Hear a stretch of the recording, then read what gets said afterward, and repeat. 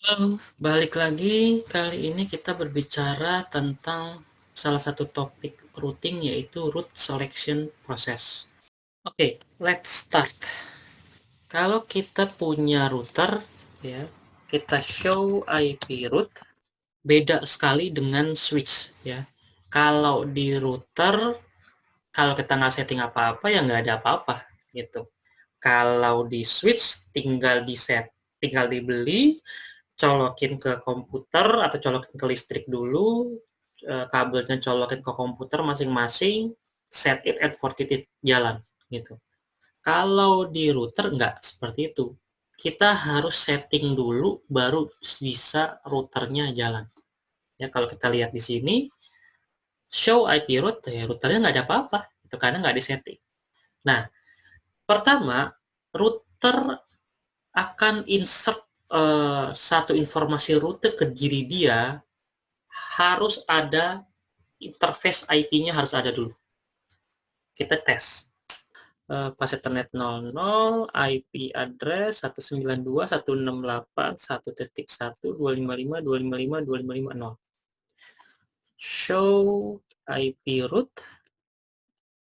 Nah, kita bisa lihat di sini, kalau router ketika diinstal ya di interface FA00, kita install 192.168.1.1 dengan subnet mask/24, artinya router bilang, oh oke, berarti saya akan insert routing informasi 192.168.1.0 ke dalam routing table saya. Kenapa ini?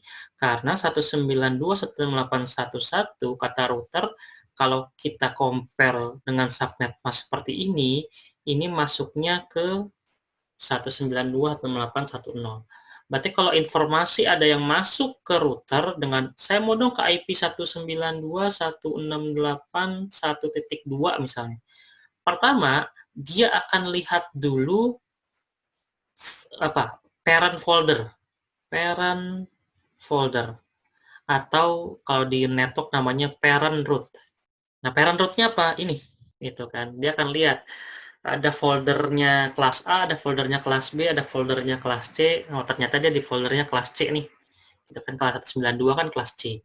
Nah, setelah dia masuk ke foldernya atau ke parent root-nya, baru dia akan lihat exact match 192.168.1.2 ada nggak? Ya, kalau kita lihat nggak ada.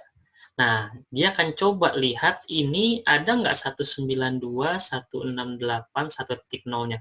Kalau 1.2-nya doesn't exist.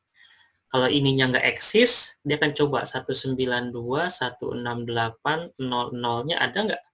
Kalau nggak ada juga, dia akan lihat 192.0.0.0-nya ada nggak. Kalau nggak ada juga, drop. Kecuali kalau kita punya default route. Yang kalau nggak salah kemarin-kemarin kita sudah bahas. Nah, kebetulan 192.168.1.2-nya memang tidak ada di routing table, tapi 192.168.1.0-nya ada nih di routing table nih. Ya. Oh, berarti kata router kalau mau ke 192.168.1.2, lempar lewat host Ethernet 00 misal. Nah, di sini kalau kita lihat di Cisco ada C, itu adalah network, ya, network informasi. L itu adalah lokal informasi alias IP-nya dia. Jadi IP-nya dia juga akan dimasukkan ke routing table. Kita coba satu lagi, interface pas Ethernet 01, IP address 192.10.111.255.255.255.0. Show IP route. Nah, berarti dia punya dua sekarang, ya. Ada traffic atau ada network informasi ke 10.110, ada network informasi ke 192.168.1.0. Jadi router itu behavior-nya pertama, supaya rute informasinya masuk ke router, pertama, mereka harus disetting dulu atau mereka harus punya IP dulu, yang minimal IP ke diri dia sendiri. Ya router perangkat layer 3, gitu kan, nggak disetting IP, dia mau nganterin ke IP mana, sedangkan dia sendiri nggak ada IP, gitu. Nah, itu pertama. Kalau kita lihat di sini, 10.110 ada di folder atau di parent root yang namanya 10.00 ya, kelas A. 192.168.1.0 ada di parent root-nya atau di foldernya 192.168.1.0. Jadi behavior-nya switch seperti behavior-nya router seperti ini. Di beberapa router ada yang nggak seperti ini. Ya, jadi tergantung tipe-tipe routernya. Tadi kita sudah bahas supaya router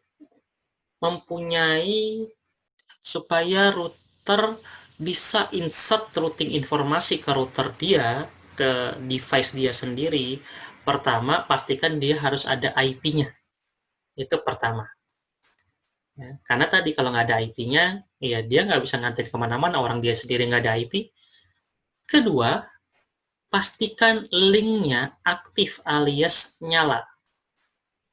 Contoh, interface fast Ethernet 00, kita shutdown. Show IP root. Nah, ketika router mendeteksi bahwa interface fast Ethernet 00-nya mati, dia akan lihat routing informasi apa yang terkait dengan fast Ethernet 00, yaitu 192.168.1.0. Nah, itu akan dicabut dari routing table. Termasuk kalau kita punya kasus seperti ini. Router connect ke router lain. Kita setting nih di sini 10.1.1.1. Kita no shut di sini. Tapi begitu kita show IP root, kok belum ada ini. Bisa jadi kemungkinan besar adalah port yang di sini belum nyala atau masih shutdown. Karena ingat tadi yang kedua, router harus meyakinkan atau router harus diyakinkan bahwa portnya ini hidup atau linknya aktif. Kalau link aktif baru dia akan insert routing informasi ke routing table-nya. Nah, misal saya punya gambar seperti ini. Saya punya skenario R1 itu mau ke R2. Ya. Ternyata R1 ya dengan static root yang kita kemarin jelasin, dengan dynamic root gitu kan, mempelajari atau learn bahwa untuk ke R2 bisa via 3 jalan, bisa via X, bisa via Y, bisa via Z.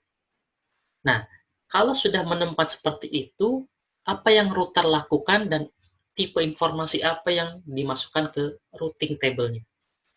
Pertama, router itu hanya akan memasukkan base root path ya, plus available ya. Jadi dia akan compare, sistemnya adalah compare. Mana di antara rute-rute yang terbaik ini, apakah via X, via Y, via Z yang akan diinstal di routing table dia. Jadi kalau yang X bilang untuk ke router 2 jalannya 10 kilo, Y bilang untuk ke R2 jalannya 1 meter, ya R1 akan lihat bahwa Y itu lebih diutamakan untuk diinstal di routing table-nya. Nah, bagaimana cara comparing-nya? Nah, ini yang payah ya. Kenapa saya bilang payah? Hafalan mati. Kok gitu? Kalau di Cisco ya, pertama dia akan compare yang namanya administrative distance. Alias kalau di Juniper namanya adalah preference. Cisco static root nilainya 1. OSPF nilainya 110.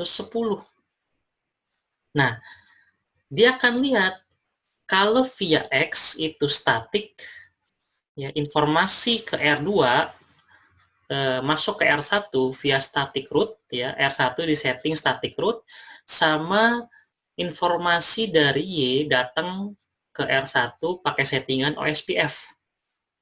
Nah, dia akan lihat mana yang paling kecil angkanya, static apa OSPF. Nah, static lah yang diinstal di routing table. Ya. Masalahnya Kenapa saya bilang hafalan mati? Enggak Cisco, enggak Juniper, Mikrotik, Huawei, HP, dan lain-lain, itu semua punya skema beda-beda. Ya. Contoh, ini contohnya. Kalau di Cisco, kita static root itu nilainya 1. Kalau Juniper nilainya 5. Ya. Bahkan di Huawei, mereka lebih prefer OSPF daripada static. Nah, jadi tergantung nih, kok ini saya pengen rute ke Google lempar lewat port nomor 1. Kok di Huawei malah dia lemparnya lewat port 02 ya? Jawabannya memang tergantung vendor. Mungkin pertanyaannya kita naikkan lagi. Kalau semuanya sama-sama statik, atau sama-sama OSPF, atau sama-sama IAJRP, atau sama gitu kan. Jadi R1 atau router akan menemukan untuk bisa ke router 2, saya punya routing informasi yang sama persis administratif distance-nya atau sama persis preference-nya. Nah, barulah dia akan melihat yang namanya routing metric. Kita kasih lihat contoh di Cisco ya. IP root misalnya 0000 kita bilang lempar lewat 10112. Nah, kalau kita lihat di sini ada informasi seperti ini. 1/0. Apa ini maksudnya? Jadi, kalau kita lihat di sini di Cisco, 1 itu adalah administratif distance. 0 itu adalah metrik. Nah, berarti statik itu tidak ada metriknya. Tapi kalau pakai dynamic, itu ada metriknya. Contoh misalnya, kita punya seperti ini. Kalau misalnya informasi yang di sini pakai static root, jadi di sini kita install static root, ya. Informasi dari sini, dari bawah, itu kita install OSPF misalnya. Nah, dia pilih yang mana? Pilih yang statik apa pilih yang OSPF? Tentunya dia pilih yang statik karena nilainya 1, OSPF nilainya 110. Walaupun jalannya lebih banyak nih, ya. Jalannya 1, 2, 3 gitu kan.